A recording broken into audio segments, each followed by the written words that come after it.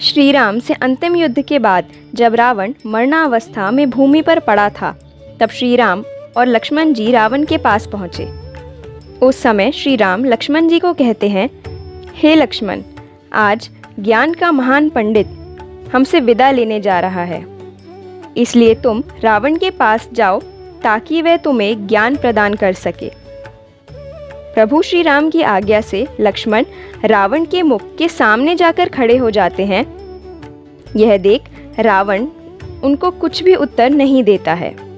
उत्तर ना मिलने के कारण लक्ष्मण जी श्री राम जी के पास जाकर उनको कहते हैं कि रावण तो मौन अवस्था में है और वह मेरी किसी भी बात का उत्तर नहीं दे रहे।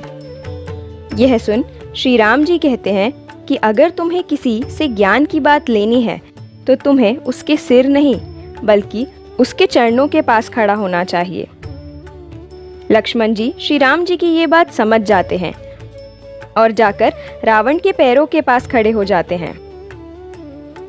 लक्ष्मण जी का ये आचरण देख रावण बहुत प्रसन्न होता है और उन्हें ज्ञान की 3 अनमोल बातें बताता है।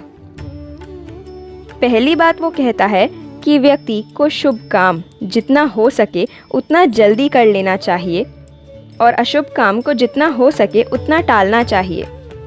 उदाहरण देते हुए रावण ने समझाया कि जैसे मैं श्री राम के चरणों में जाने का शुभ कार्य टालता रहा और युद्ध जैसे अशुभ कार्य की ओर शीघ्रता से अग्रसर रहा, जिस कारण मेरी ये दुर्दशा हुई।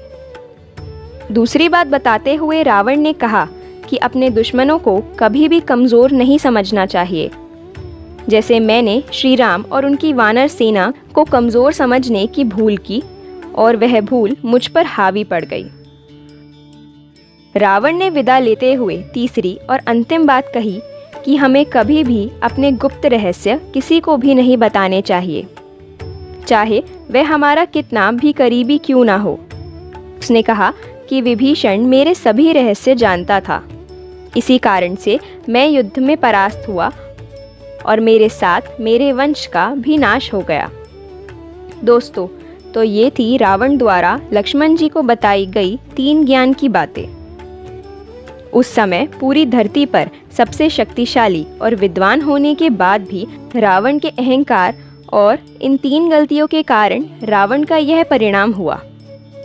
रावण जैसे शक्तिशाली योद्धा और महान ज्ञाता की कही ये बातें भले ही रामायण काल की हों, पर आज भी ये उतनी ही सटीक सिद्ध होती हैं। ऐसी ही और इंटरेस्टिंग वीडियोस के लिए चैनल को सब्सक्राइब कर बेल आइकन प्रेस करना ना भूलें। तो जल्द ही मिलते हैं एक और नई वीडियो के साथ। जय श्री राम।